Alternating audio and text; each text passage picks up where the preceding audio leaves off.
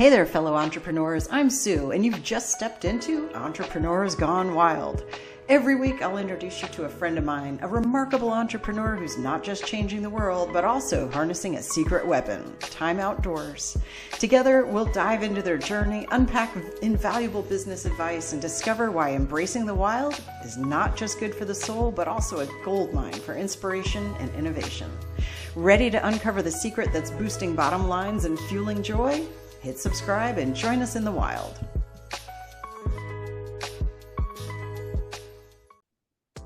Ladies and gentlemen, I am so excited to introduce to you Victoria Hackett. She's the founder of Outdoor Classrooms, and this is where she empowers early childhood and elementary educators to take their teaching outdoors. This is so great. Victoria addresses critical issues like nature deficit disorder. Did you know that was a thing? It is. Sedentary learning, excessive screen time by providing a variety of resources, including seminars and e-courses. Her journey began with transforming a desolate courtyard into a vibrant children's garden, highlighting the impact of outdoor learning. Through her 4 types of teaching, Gardens Framework, and the Outdoor Classrooms Project, and her podcast by the same name, Victoria inspires educators worldwide to create dynamic, nature-based learning experiences. Victoria, welcome to Entrepreneurs Gone Wild. I can't wait to hear everything. Oh, thank you, Sue, so much. I love your energy. Well, when I saw what you were up to, I'm like, I must talk to her. All right. So how do I got to know this already. Who are you helping and what problem are you solving for them? Who am I helping? I am helping educators, early childhood educators, and early elementary educators. And I'm also helping parents of children who are the same age. So it's not just excluded to educators in schools. I'm also reaching out to parents as well. Oh, that's so great. I mean, we watch, I'm Gen X. I suspect you're probably about that as well. We joke about like raised on hose water and neglect. We were outside until the street lights came on, and it might not have been by choice. Like, get out, go play, And it's not like that anymore. And kids just don't have that experience. I've heard of kids who don't know what a s'mores is. I'm like, oh my gosh, so what are you doing? How did you get to this? Let's start. I get so excited. We're going to go like 15 questions at once. I'll do one at a time. How did you get to this point? So how did I get to this point? That's a great question. So firstly, I've always been an educator. I was early childhood. I taught at our local community college. I taught adults. I did workshops. I did all this stuff. I actually did workshops. I had a business called Programs for Educators. I used to go around and do workshops on behavior management, which is just really interesting. And then I became a parent. So all years of teaching, and then I became a parent. It wasn't until I was a parent and I was actually taking my daughter at the time, who was in kindergarten. She was in preschool. My son was in preschool. And we would walk to school and we would pass this desolate outdoor space. And it was this courtyard. It was completely desolate. It was right next to the front door. And I thought, and I was, this crazy parent with this crazy idea. Meanwhile, I had these wonderful mentors, Phil Solomon, who did an incredible outdoor classroom in Belmont, Massachusetts. And she was sort of my inspiration. I thought, if she can do it, I can do it. So I proposed this idea, but I kind of went through the back door because everyone thinks you're kind of cuckoo. And so we created this outdoor space, and it was amazing. We had work days and everybody came together, and I brought in some landscape architect friends that helped me sort of design it, and it was just amazing. And this space was amazing. We had bulb planting sessions. I went in and volunteered and brought classes out, and I thought, this is awesome. But what I noticed, and actually teachers came to me and said, oh my goodness, Victoria, I have never seen this particular child doing such an incredible job. He is usually the kid that is bouncing off the walls inside, and when he was outside, he is the leader. I've never seen this. This is like magic. And I'm like, yeah, this is magic. So I just became transformed in a sense as an educator. So my whole philosophy of education changed. This garden evolved, but what I noticed was the educators didn't know what to do with it.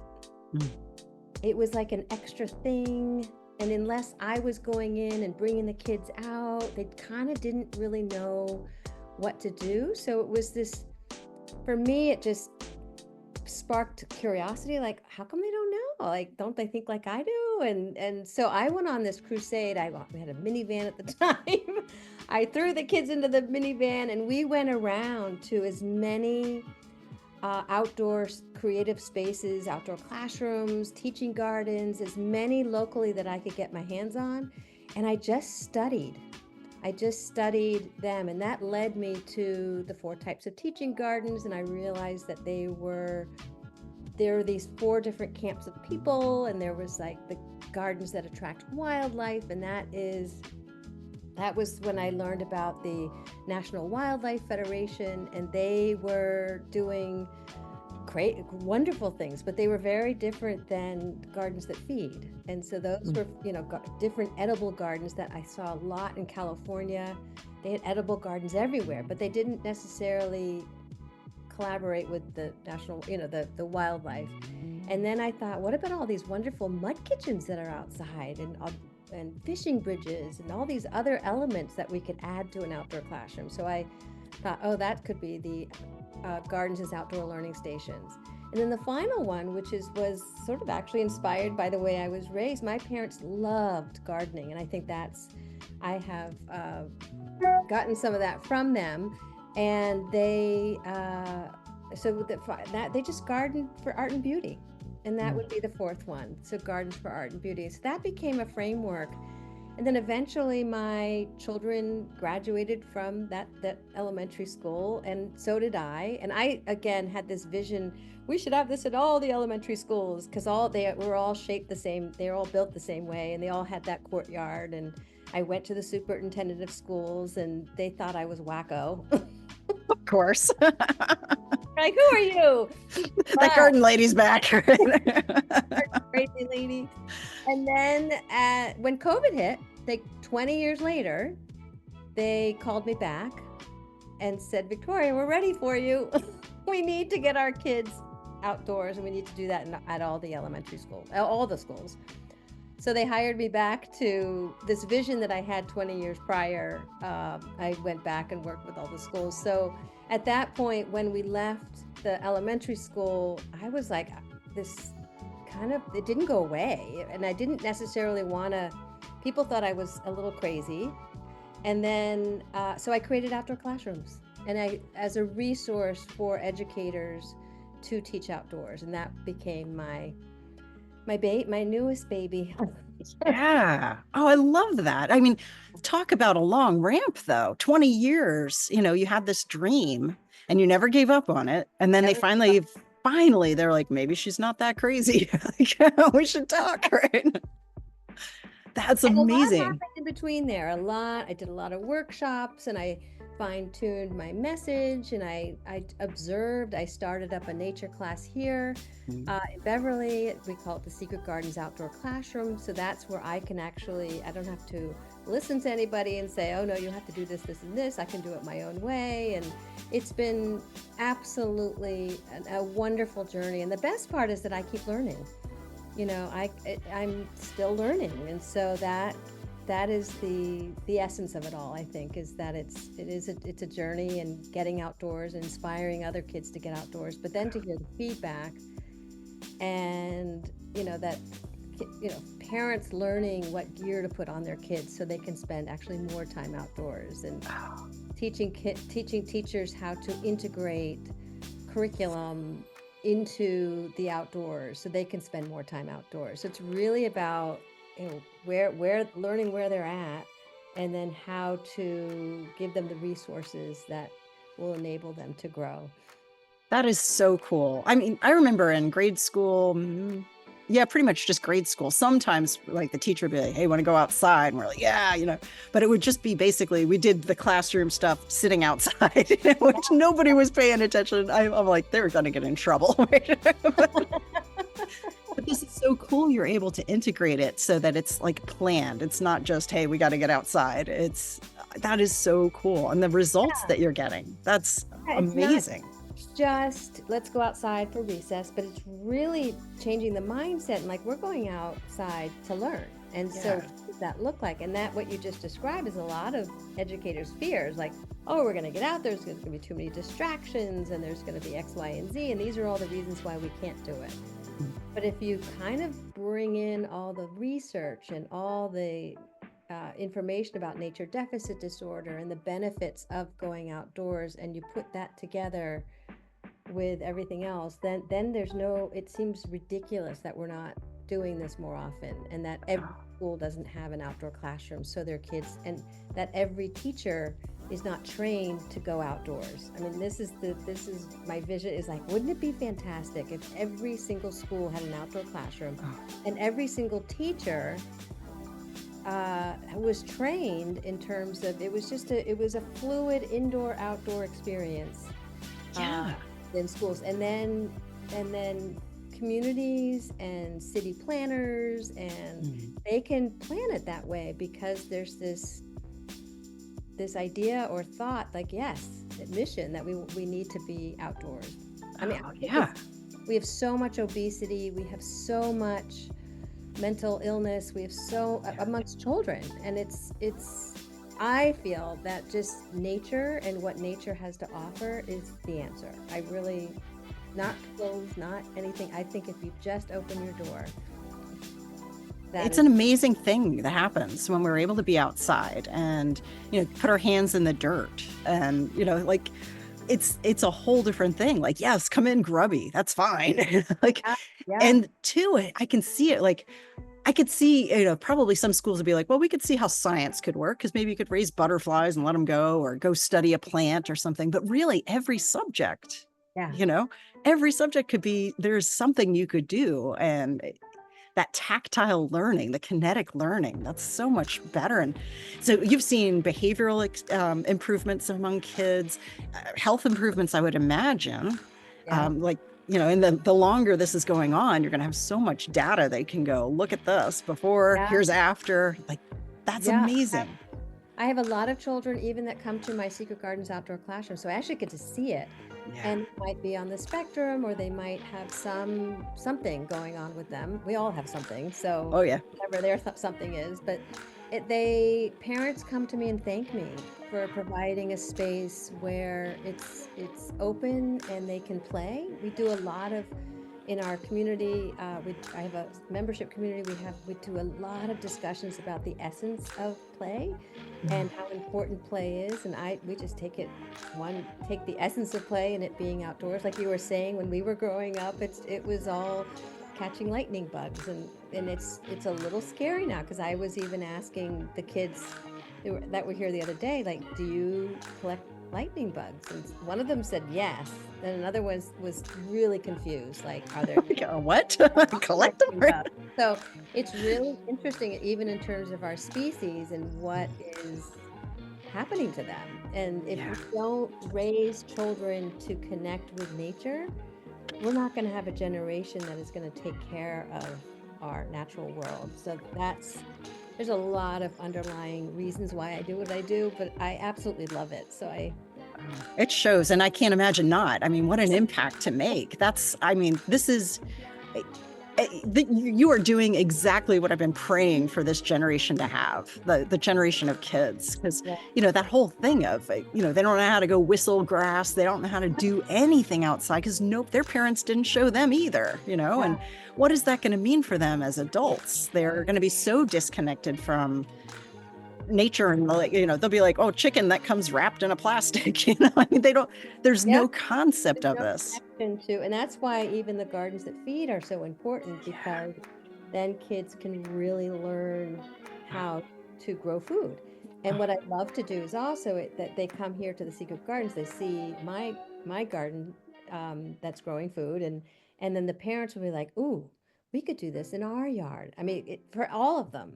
And, Yes. the mud kitchen, or, oh wow, this looks really easy.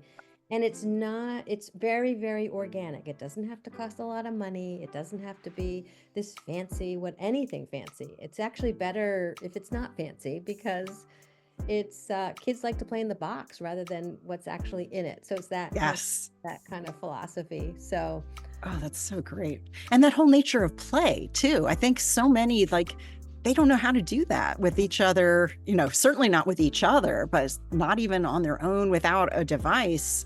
It's really hard for them. I don't know what's all going on in the neurochemicals and all this, but I think there's major problems. And I love that. I think that's a real thing. Nature deficit. I have to look that up because I was like, I've been saying that probably is a thing, but I was just kind of Richard tongue Love, it.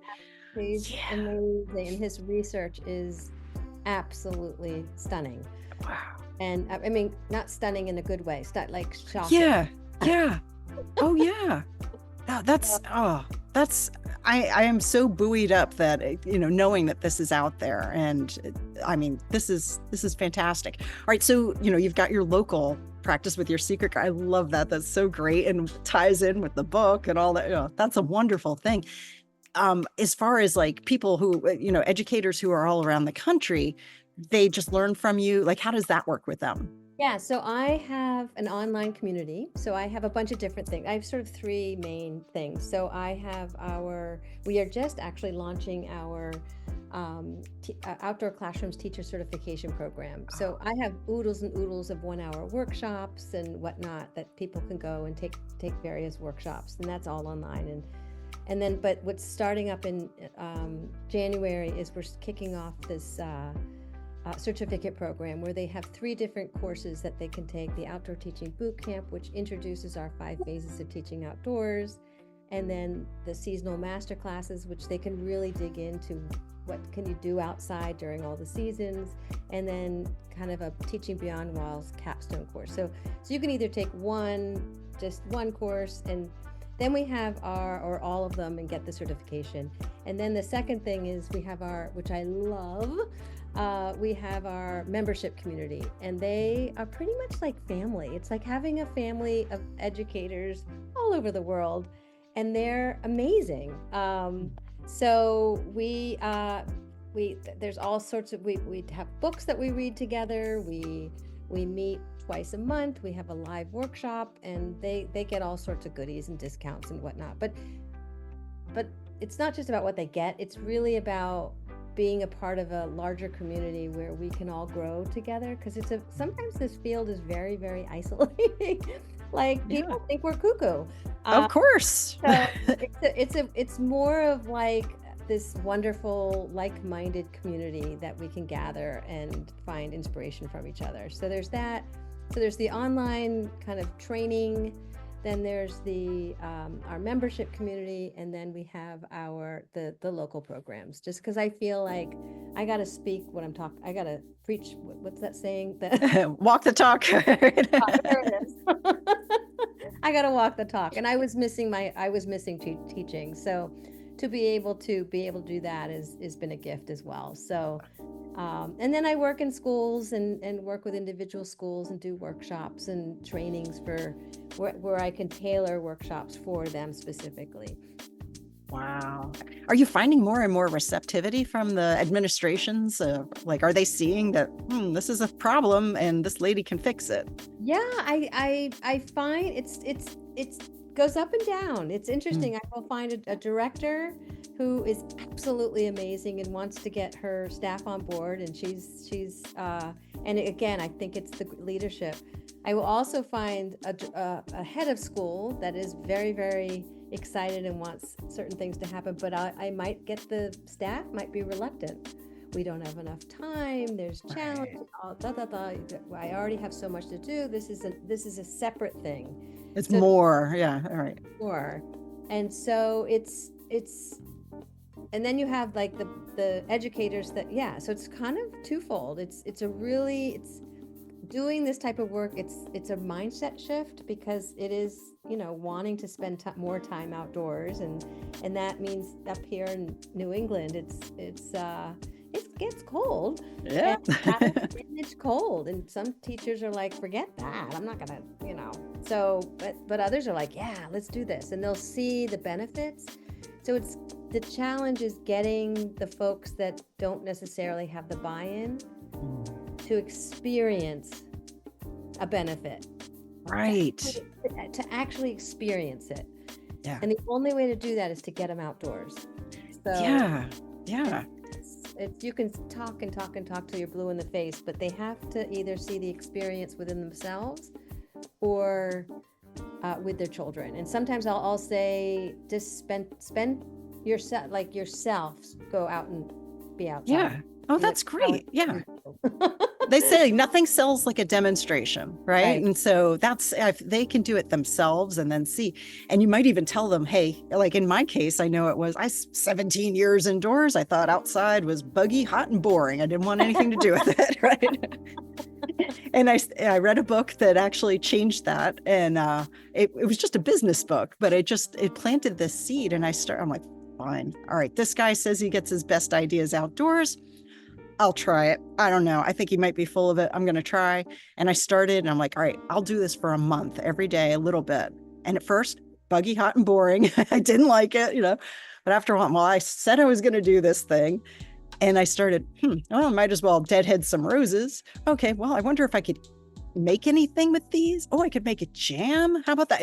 And it just started to spread. If that challenge really, it totally changed my life. So that could totally happen for these teachers if they start seeing this and getting that, they read a few case studies from you as far as look at what happened here, Yeah, absolutely. And it's if they can then when they go out, it's not someone else telling them to go out. Oh, I'm out, and having this mindset, oh, I'm out here. I'm really grumpy because Victoria made me do it. Amy who came is making me do it. And I've gotten that. I've literally received that from schools and teachers. Yes. Oh, yeah. I've also received incredible leadership and the buy-in from everybody. And they're like, look, how do we do it? So it's twofold. But that's why we do what we do, right? We just want to get more and more people doing and getting outdoors. And what I love I have a podcast. What I love there is just like this is being able to meet other educators and elevate their story so we can all learn from each other. Because someone had told me that in this field, we often feel like we're working in separate silos. I love that image. Not that we should be that, but how we should not actually be working in separate silos. We should really be creating an environment of collaboration and connection, and I feel like podcasting is such a great vehicle for that. It really is. It's like you can cause this groundswell, and so, maybe after a while, you still have some people who are very hesitant and like, no, I'm an indoor dweller. I don't want to go, But as they get surrounded by people who are having these incredible experiences themselves and then seeing it with the children that they're educating, it's got to impact them. They've got to end up with this bit of curiosity, even if it's reluctant, like, fine, I'll try it, and then it catches them, right? Oh, that is so cool. All right. So on your podcast, are you interviewing, educators who are already on board, or is there sometimes people who... That's interesting. I usually interview folks who are already on board, who already have programs, and sometimes it will be a spotlight of their program. I haven't thought about interviewing folks that are not necessarily on board. That's a very interesting idea. So, but I will interview people that are like masters, considered like our leaders in the field, and then I'll also interview people that are just starting out. So I do have, it's not all like you have to be an expert. And I love actually interviewing folks that, that are I've never done this before. I never thought I had an outdoor classroom story. Like, what are you talking about? I'm like, you're just, if you just started last month, you still have a story. So it's a whole variety. And then there's a mix of just me talking about a variety of topics. So. Sure. Oh, that's great. I love that. Like podcasts, one of the best things for that, I heard it explained as it's like community service content that you can put out. Yeah. Everybody can listen, theoretically they could learn everything they need to just from listening to your podcast. Yeah. If they catch, connect the dots and catch all the nuances.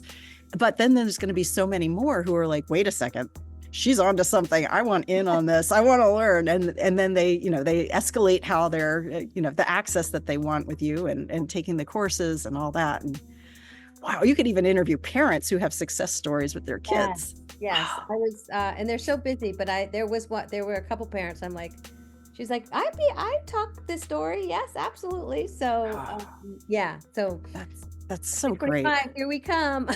Yes. Oh yeah. Let's talk about that. So what is business looking like for you now and looking at the new year? What's that going to be like? It is fine. It's just, over the years, it's been, kind of molding into different things. And I don't know, for this year, I just feel like we're on top of things. We're ready. We're ready. And I think that's because one of my circle members, that's at my membership community, asked me, Victoria, my director wants me to get certified, and I've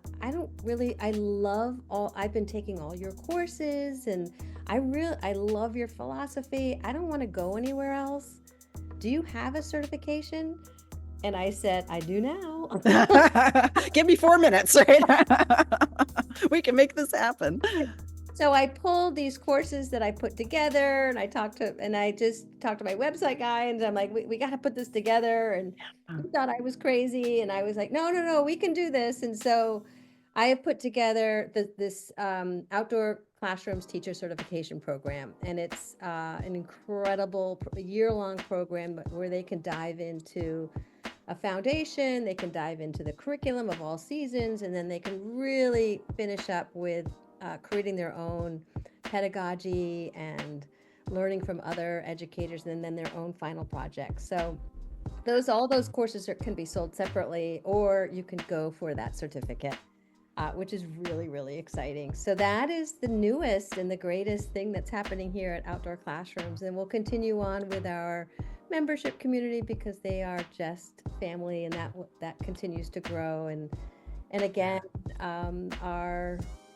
that's sort of the big, it's very exciting. The big thing that's happening. It is. 2025. Yeah, that's huge. So when teachers are coming in for the certification, I would imagine that sometimes their school district might pay for that. Is that accurate, or is that crazy? No, I have a director that just wrote a grant. Nice. And she, a very large grant, and she didn't tell me how much, but she said that she's using the grant for professional development. It's a grant for professional development, and that she's taking it, and her lead teacher is taking it, because she feels that the certificate program is really for higher level educators that have sort of been doing this for a while. And even though the boot camp, even if educators that are newer can just take the boot camp, and that's a great place to start, or they can just take one of the 1-hour workshops. So depending on where you are, but the boot camp introduces what I've dubbed as the 5 phases of teaching outdoors, and that came from COVID. When I was working with all those schools, I realized, oh my goodness, again, they don't all think the way I do, and they're all in different, process phases, really. And so I came up with the infrastructure, which is the actual outdoor space. That's phase 1. How do you set up your outdoor space? Phase 2, getting outdoors. How do you actually take a big group of kids outdoors? How do you get out? And then what do you do once you get there? So the phase 3 is teaching and learning, and that's a big phase. And then phase 4 is weather. What do you do when it's raining? What do you do when it's snowing or cold and kids are complaining? And so we talk a lot about proper gear. And then the final phase is sustainability, which is how do we sustain not only what we created, because there's a lot of outdoor classrooms out there that people get really excited and they make it, and then they get tired or they move on, and then it becomes another desolate courtyard. Yeah. Like, oh, that used to be a thing. All right. Oh no. And this works, I would imagine you have ways this works in urban settings too. Is that accurate?